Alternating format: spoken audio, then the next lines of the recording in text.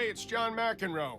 I'm the guy setting you up on court today. I'll be helping you play the greatest sport on earth. Let's get started with the basic lessons. First off, we're talking about how to move around the court and how to hit the ball. Let's watch a demonstration, and then you can try it out for yourself. In this demo, you'll learn how to reposition on the court and how to hit the ball back to your opponent. Let's get into it. One of the main things behind a quality shot is player positioning. To get a better position, always try to move back behind the baseline and to the center of the court after your swing. That way, your best plays for the next shot. Standing back and letting your opponent's shot bounce will increase your chances of hitting the ball back at the optimal waist height. Use the move input to move around the court and reposition in the center of the court behind the baseline after each shot. It's a pretty common mistake to stay in no man's land. No man's land is the area just inside the baseline up to the service line. Hitting the ball from here is hard. There's less time to react, and chances are that's where your opponent's shot will bounce to. A ball hit at your feet just before or after the bounce is always going to be tough to control. If you want to hit the ball after the bounce, it's best to stand farther back. Get close to the baseline and allow yourself some extra time to set your stance and get a comfortable shot from the waist. That'll get you some extra control and a more effective aim on your next shot. Now the player's back in an ideal position. Let's see how to deal with an incoming ball. Look, it's not rocket science. Press down on one of the shot inputs and release once the ball's getting close. That's how you do it. Playing with style. Okay, so quick recap. This is the stuff to take away from today. If you think you've got all that, we can move on. Or if you want to go back some steps, we can run through the demo again.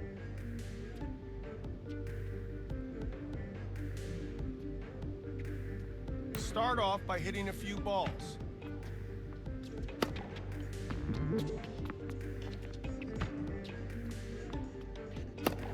Good job.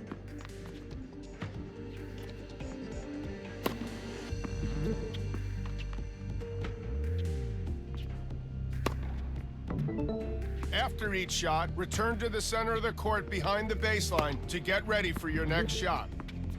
Don't forget to move to reset your court position.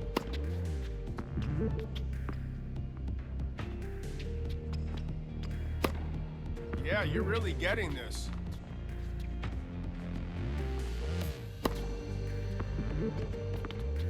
Keep moving. You want to move back to the center of the court behind the baseline so you can get a good return.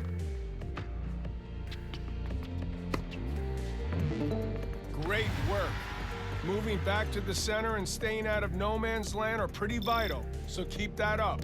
If you want more lessons, I have plenty here for you. Don't be a stranger.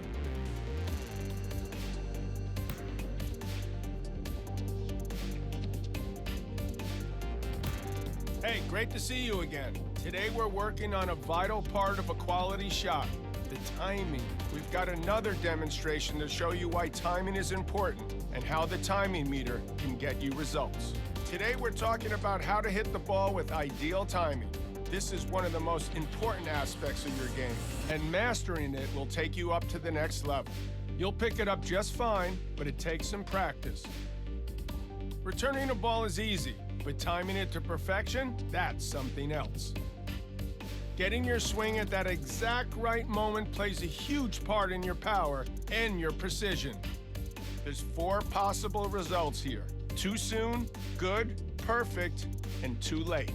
The ideal time to release the input is just before the ball reaches you. And just to underline, it's all about when you release the input and not when it's pressed. The timing meter is something you can use to know exactly when to release the shot input to get perfect timing. It appears above the player whenever there's an incoming ball. Releasing the shot input when the meter's in the green will hit a shot with perfect timing. Let's watch this player hit a few more balls. As you can see, hitting it with perfect timing gets you optimum precision and optimum power. Less than perfect timing? Not so much. The shot's quality will be lower and could give your opponent an opening. Release the shot input way before the ball gets to you or when it's gotten too close. Then the timing will be too soon or too late. Those shots are more likely to land into the net or head out of bounds. Okay, so here's a quick recap on what we've learned here. You think you got that? If not, we can run through the demo again. Let's have a warm-up. Hit a few balls, then we can focus on timing. You're making great progress.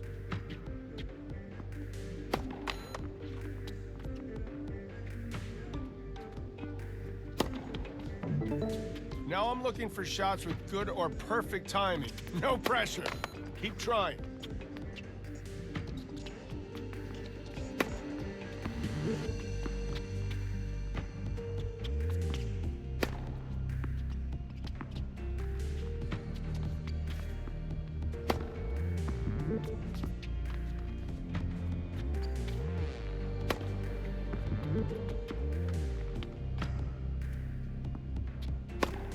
Really great shot.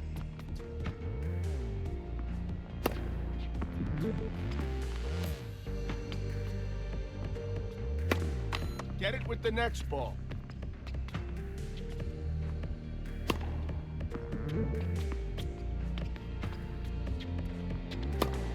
Great work.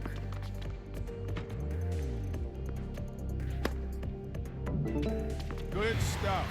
Remember that hitting the ball with perfect timing will always give your shot power and precision. I'll see you next time you feel you need another tennis lesson. I'll be waiting.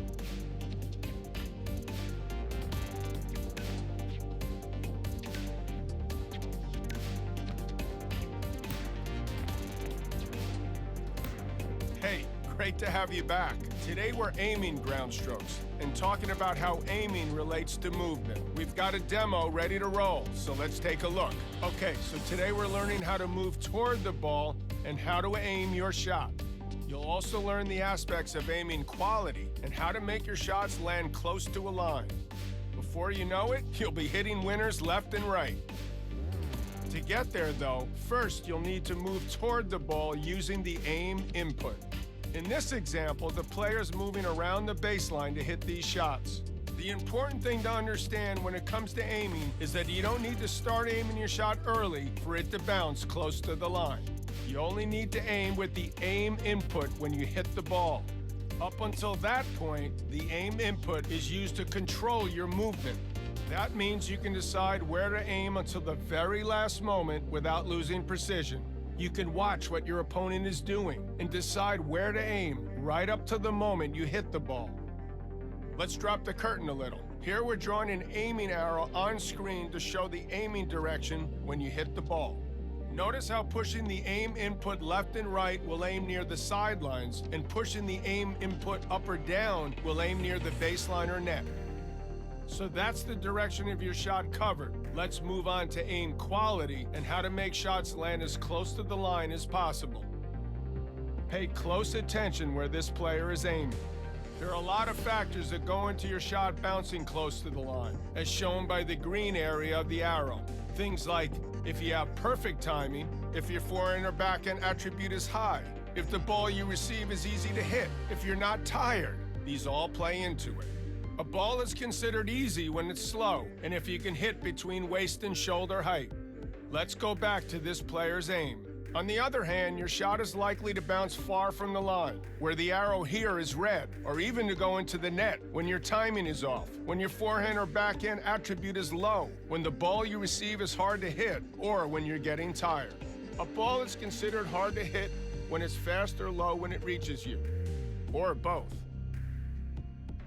Look how this player pressed the aim input deep toward the right sideline. He hits the easy shot with perfect timing, and the ball goes in by the line and wins the point. Now we've got a similar shot, but the ball's moving fast, and the player's timing is too late. The ball sails out of bounds wide and into the doubles alley. That's obviously what you want to avoid. Next, look at this guy with high forehand and backhand attributes and how well he aims. See how it makes it so much harder for their opponent to return the ball with a quality shot? When this other player with lower attributes aims, not so good. They can't aim as close to the line as easily, making it far easier for their opponent to hit good shots and pile on the pressure. That's it for this lesson. Now get out there and put all these wise words into practice. I don't want them wasted. Mastering this part of the game is essential, so feel free to watch again if you need.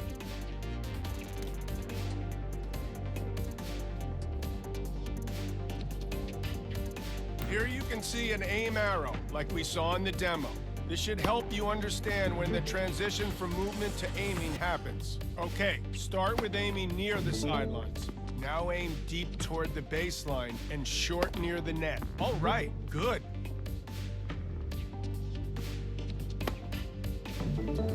Now it's time to combine aiming techniques, so aim for the corners of the court.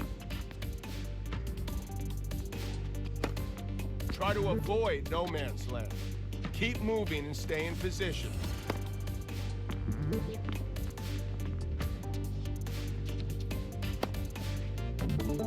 So far, so good. But we're gonna do one more round without the aim arrow and see how you manage. You're hitting a lot of shots in no man's land. Remember to move back and reset.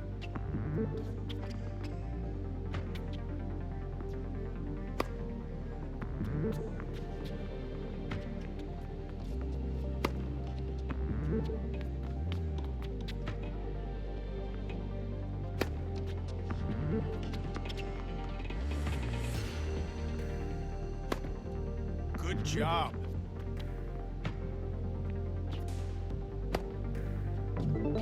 That was great.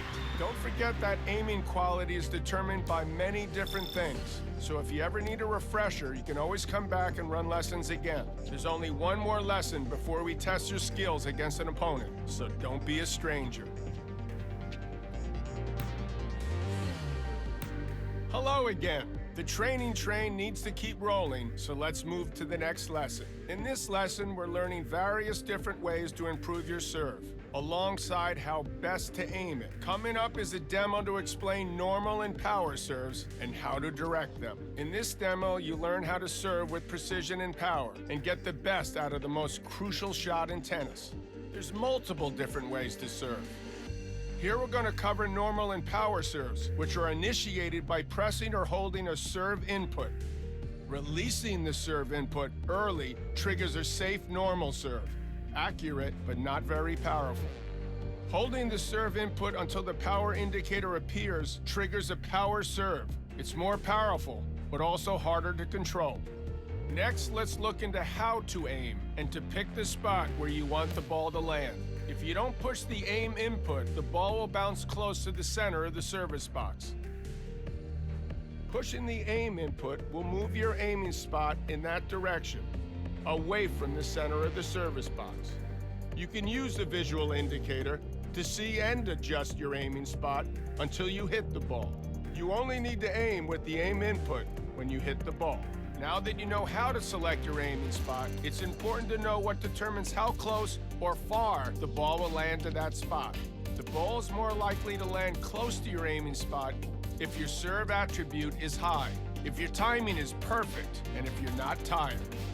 If your serve attribute is low, if your timing is off, or if you're tired, the ball will have a wider spread around your aiming spot. The shot will be less accurate. Okay, so let's get the rundown on what we've covered here.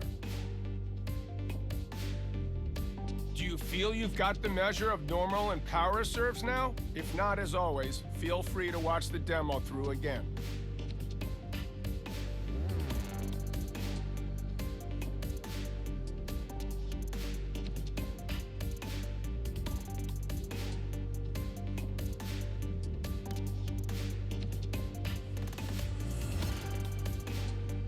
Let's start with some normal serves. Don't worry, this is why we train.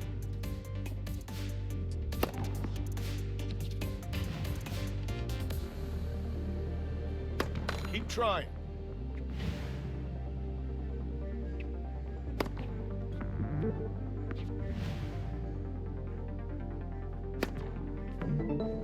Okay, time to move on to power serves. Great, nice aim. Go ahead and continue with power serves, but I'm also going to need you to nail good or perfect timing. Great work. Now hit a normal or power serve into the highlighted area.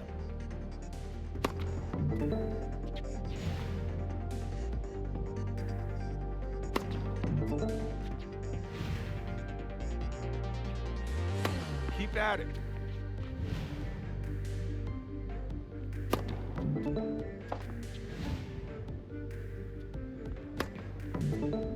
Yeah, you're killing it out there.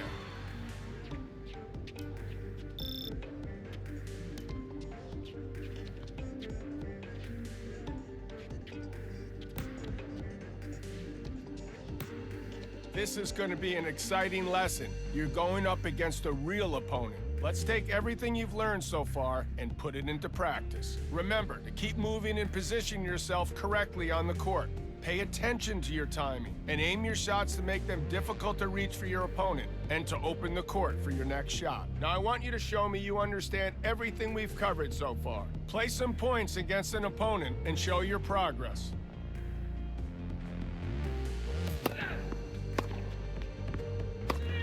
Good job.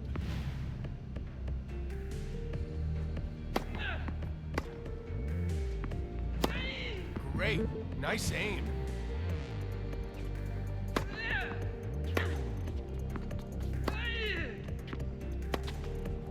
Mobility is key. Move back to the baseline to get a better position for the next shot.